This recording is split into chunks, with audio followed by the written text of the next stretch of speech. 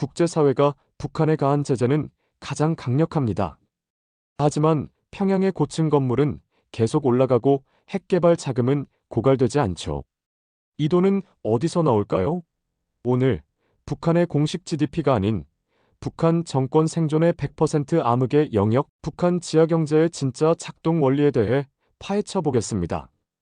저는 북한 경제를 20년 이상 연구해 온 북한 전문가 류정혁입니다. 이 채널의 시청자분들은 돈의 흐름에 관심이 많으실 겁니다.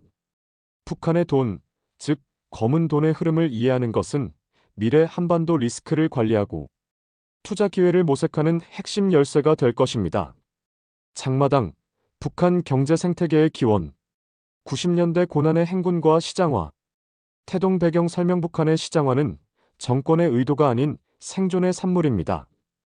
90년대 고난의 행군 당시 국가의 배급 시스템이 완전히 붕괴했죠. 주민들은 살기 위해 각자의 몫을 벌어야 했고, 이것이 자연 발생적인 장마당 사설 시장의 기원이 됐습니다.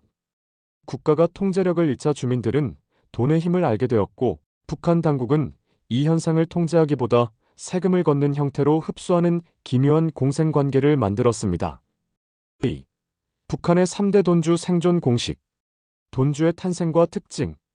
북한판 자본가 장마당의 성장은 곧 북한판 자본가, 돈주의 탄생을 의미합니다. 이들은 국가 권력과 결탁하거나 자체적인 정보력을 동원해 무역, 유통, 사금융을 장악합니다. 돈주는 북한 인민폐원을 신뢰하지 않고 오직 달러 USD와 위안화 RMB만을 신뢰하며 이 화폐로 거래합니다. 북한 주민의 생계와 평양 엘리트의 소비까지 이 돈주의 손을 거쳐 이루어집니다.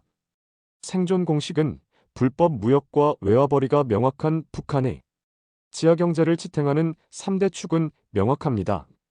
첫째, 중국과의 비공식 무역입니다. 공식 제재 품목이 아닌 생필품, 식자재, 소비재가 뇌물을 통해 국경을 넘습니다. 둘째, 사이버 범죄 해킹입니다. 미사일 발사 한 번에 수억 달러가 드는데 이를 충당하는 핵심 자금이 라자루스 그룹 같은 해킹 조직을 통해 전 세계 금융 시스템에서 탈취됩니다. 셋째, 노동력 송출입니다. 해외 파견 노동자들의 임금은 90% 이상이 당국에 상납되어 충성 자금으로 들어갑니다. 지하경제는 정권에 대한 저항이 아니라 정권이 공고히 살아남기 위한 도구인 셈입니다. 3. 제재 무력화와 미래의 역설.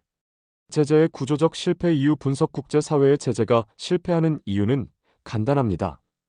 우리는 국가 대 국가의 공적 경제를 제재했지만 북한은 이미 암묵적 시장 경제로 전환되었기 때문입니다. 이 지하 경제는 중앙은행이 아닌 개인 간의 달러 거래, 정교한 자금 세탁, 그리고 사이버 공간에서 이루어지는 국경 없는 거래로 움직입니다. 핀테크를 이용한 제재 무력화는 이미 북한의 주력 생존 전략입니다. 이 돈주 현상이 미래 통일 시나리오에 미치는 영향은 무엇일까요? 이들은 북한 체제 하에서 자본의 힘을 깨달은 유일한 계층입니다. 통일이 된다면 이들은 북한 지역의 가장 강력한 자본가 계층으로 변모할 것입니다. 이들을 포용하고 이들의 자본을 양지로 끌어내 한반도 발전에 활용할 수 있는 정교한 경제 계획이 없다면 통일 후에도 이들은 또 다른 형태의 암시장 리스크를 발생시킬 수 있습니다. 이것이 우리가 북한의 지하 경제를 단순한 불법이 아닌 미래의 자본으로 인식해야 하는 이유입니다. 우리는 북한 지하 경제의 껍질을 벗겨보았습니다. 강력한 제재는 오히려 북한의 경제를 국가 통제 밖의 어둠 속으로 밀어넣었고, 그 결과 돈주와 시장 경제가 탄생했습니다. 북한 정권은 이 지하 경제를 통해 대외적인 제재의 충격을 완벽하게 차단하고 있습니다.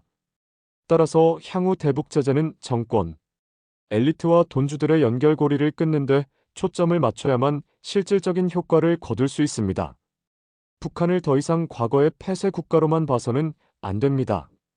지금 이 순간에도 북한은 가장 현대적이고 치밀한 생존 전략을 구사하고 있습니다. 이 복잡한 북한의 검은 돈의 흐름에 대해 여러분은 어떻게 생각하십니까? 여러분의 견해를 댓글로 남겨주시면 다음 심층 분석에 반영하겠습니다. 시청해주셔서 감사합니다.